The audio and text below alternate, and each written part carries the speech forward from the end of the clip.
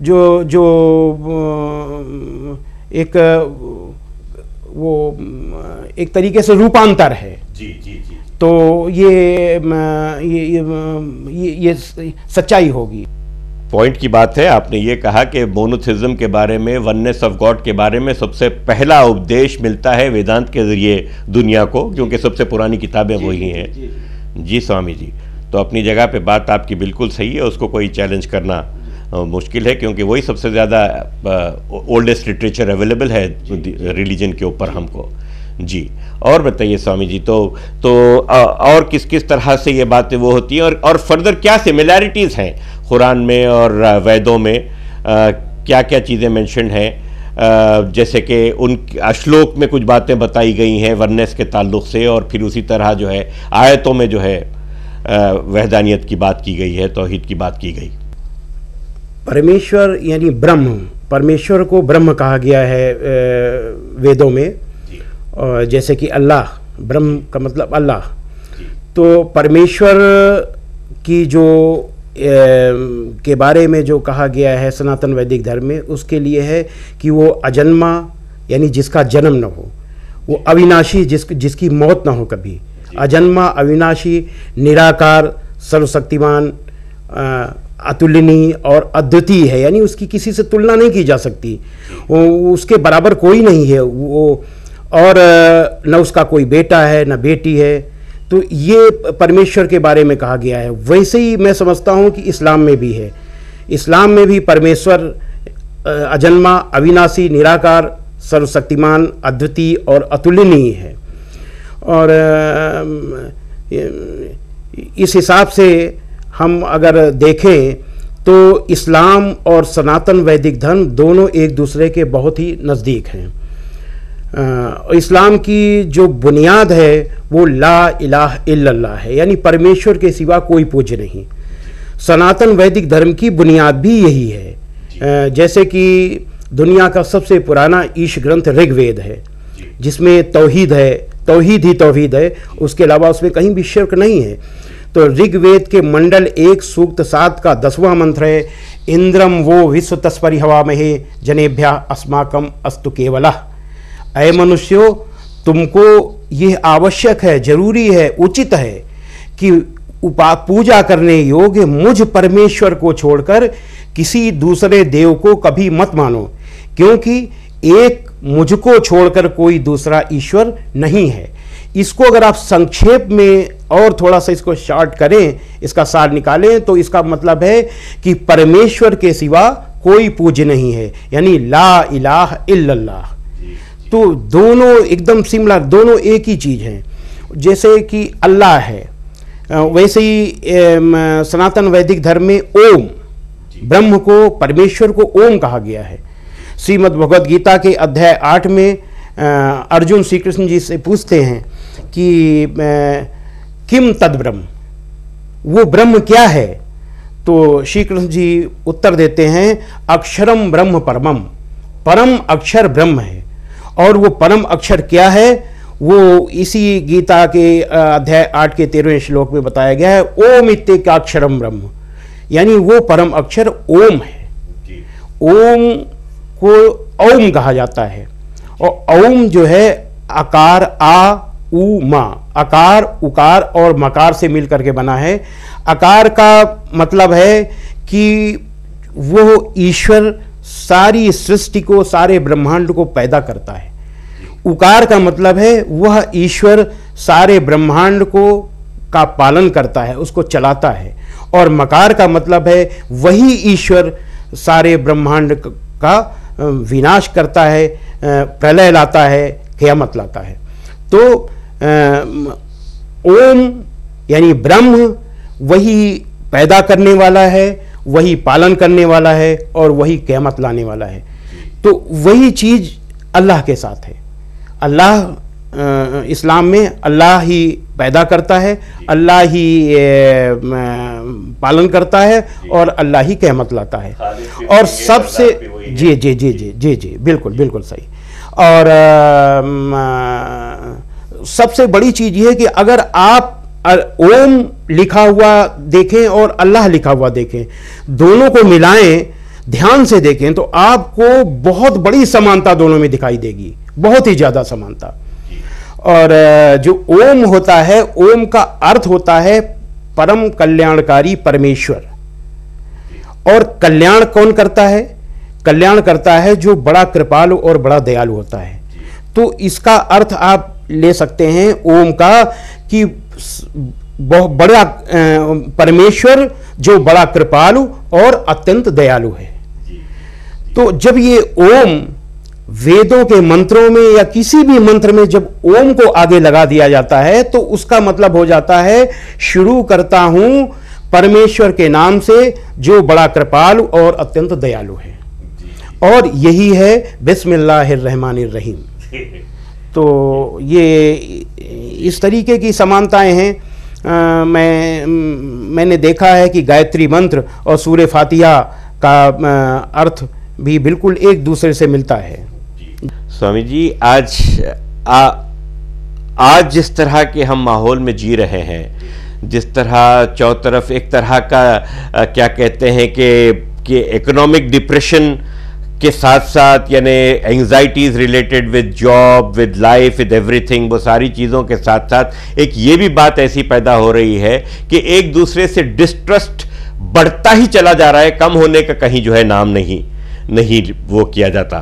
तो आप उसका क्या समाधान देखते हैं कि किस तरह से हो पाएगा वो, और उसके लिए आप किसको जिम्मेदार? आपने कहा कि ब्रिटिशर्स की डिवाइड एंड रूल पॉलिसी बेशक ऐसी थी, मैं ये बात आपकी पूरे दिल से मानता हूं। चुनाचे देखिए आप हमारे इंडिया में जो फर्स्ट रिकॉर्डेड कम्युनल राइट है वो शायद अहमदाबाद सिटी को ही रिलेट करता है, और वो है 1715 का। यानी औरंगजेब जैसा बादशाह जिसके बारे में बहुत से सवाल जो है करते हैं लोग, और उसमें कितनी सच्चाई है लोगों को वो जानने की यकीनन ज़रूरत है। तो यकीनन यानी इस डेट के हिसाब से अगर देखा जाए तो कम्युनल राइट्स ये बिल्कुल अंग्रेज़ों के आने का या उनके जिस तरह जोर में आते जाने के वक्त के बाद की जो है बात है। तो इसका समाधान कैसे देखते हैं आपके, कैसा जो है होगा? अगर सच्चाई देखी जाए तो ये सारी जितनी भी ये समस्याएं हैं इनकी जड़ में राजनेता हैं, और उस धर्म की आड़ लेते हैं। वो धर्म की आड़ में ये सारे के सारे ये विवाद पैदा करते हैं, और तमाम समुदायों के बीच में वो खाई पैदा करते हैं, लड़ाने की बात करते हैं, और खुद पंच बन करके जैसा कि अंग्रेज किया करते थे उसका फ़ायदा उठाते हैं। तो अगर हम वास्तव में धर्म की सच्चाइयों को जानें, अपने अपने धर्म को, मुसलमान भाई अगर कुरान मजीद को देखें कि कुरान जो है क्षमा, दया, करुणा का धर्म है, और माफ़ी जो है इस्लाम का तरीका है। हज़रत मोहम्मद सल्लल्लाहु अलैहि वसल्लम ने अपने जीवन में अपने बड़े बड़े विरोधियों को आपने माफ़ किया। अबू सुफियान से लेके जितने थे सबको आपने माफ़ किया। तो जो माफ़ी का तरीका अगर इस्लाम का मुसलमान भाई अगर अपना लें तो मैं समझता हूँ कि बहुत बड़ी बात बन जाए। ऐसे ही हिंदुओं को चाहिए कि वो इस्लाम को जाने, और उनके मन में एक बहुत बड़ी भ्रांति है कि इस्लाम एक हमारे विरुद्ध हमसे उल्टा धर्म है। ये बहुत बड़ी भ्रांति है, ये नासमझी की वजह से, लाइल्म की वजह से। तो अगर वो जाने तो मैं समझता हूँ कि इससे बड़ा काम हो सकता है। और ये जो आपसी वैमनस्य है, ये एक दूसरे के प्रति जो अविश्वास की भावना है, एक दूसरे को जो अपना विरोधी समझते हैं, ये सारी की सारी बातें अपने आप ख़त्म हो जाएं। तो हमको अपने धर्म के मुख्य सिद्धांतों की तरफ लौटना होगा। धर्म ही एक ऐसी चीज़ है जो इन सारी चीज़ों का समाधान है मेरे हिसाब से। वाह स्वामी जी, बिल्कुल सही कहा स्वामी जी आपने। धर्म ही एक ऐसा वो है जो इन सारी चीज़ों का समाधान है। इससे हटकर कोई उपाय, कोई रास्ता, कोई नहीं है, दूसरा नहीं है। अच्छा, एक चीज़ यहाँ पर हम कहेंगे कि हमारे हिंदू समाज के लोग ये सोचते हैं कि मुसलमान भाई मूर्ति पूजा और देवी देवताओं इन सब के विरोधी हैं। वास्तव में ऐसा नहीं है। मुसलमान भाई देवी देवताओं इन सब के विरोधी नहीं है। वो तो एक अपना जो सही सिद्धांत है वो बताते हैं कि एक ईश्वर के अलावा किसी की पूजा नहीं होनी चाहिए, केवल ये उनका कहना है। बाकी आप अगर कोई चीज कर रहे हो तो वो उसमें ये थोड़ी है कि आपका कोई हाथ रोकने जा रहे हैं, आपको डंडा मारने जा रहे हैं। और जहाँ तक एक ईश्वर की पूजा है, ये तो वेद की चीज है। हमको तो खुश होना चाहिए कि वेद के मुख्य सिद्धांत को आज मुसलमान भाई बढ़ा रहे हैं। जिस सिद्धांत को हमने छोड़ दिया यहाँ पर, उस सिद्धांत को आज मुसलमान भाई लेके चल रहे हैं। अब आप ये सोच रहे होंगे कि ये जो देवी देवताओं की जो पूजा है, जो हमारे हिंदू भाई सोचते हैं कि ये इसमें सच्चाई कितनी है, तो इसके लिए मैं श्रीमद् भगवद गीता के कुछ श्लोक बताऊंगा। श्रीमद् भगवद गीता के अध्याय 7 का 20वां श्लोक है, कामैस्तैस्तैर्हद् ज्ञानाः प्रपद्यन्ते अन्य देवता तम तम नियमास्थाय प्रकृत्या निहिता स्वया। उन लोगों के उन भोगों की कामना के द्वारा जिन लोगों का ज्ञान हरा जा चुका है, वे लोग अपने स्वभाव से प्रेरित होकर उस नियम को धारण करके अन्य देवताओं की पूजा करते हैं। ये अर्थ थोड़ा सा कठिन है, इसको हम जरा सरल कर रहे हैं जिससे सब लोग समझ लें। भौतिक वस्तुएं जैसे मोटर, गाड़ी, बंगला, इस तरीके जो दुनियावी जिंदगी के ये सामान हैं, इनको पाने के लालच में जिनका विवेक नष्ट हो गया है, विवेक का मतलब होता है अच्छा बुरा, सही झूठ, ये जो समझने की जो वो ताकत होती है उसको विवेक कहते हैं। तो ये लालच में ये विवेक खत्म हो जाता है। तो इन तमाम भौतिक वस्तुओं, दुनियावी जिंदगी के सामानों को पाने के लालच में जब विवेक जिनका समाप्त हो गया है, वे लोग अलग अलग देवताओं की अलग अलग पूजा विधि से अन्य देवताओं की पूजा करते हैं। आगे है, अंतवत्तु फलम तेषाम तद्भौत्यल्प मेधशाम देवान देव यजो यान्ति मद्भक्ता यान्ति मामपि।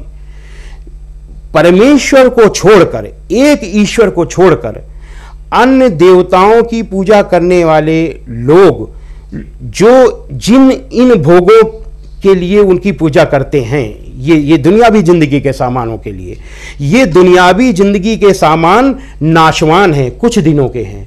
और परमेश्वर की पूजा करने वाले, देवताओं की पूजा करने वाले देवताओं को प्राप्त होंगे, परमेश्वर की पूजा करने वाले परमेश्वर यानी मुक्ति पाएंगे। मुक्ति का दूसरा नाम ही जन्नत है।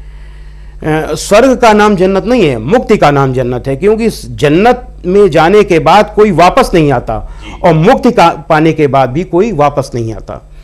तो इसी जो ये इसकी सिमिलरिटी हम बता रहे थे, और ठीक यही चीज कुरान मजीद में है।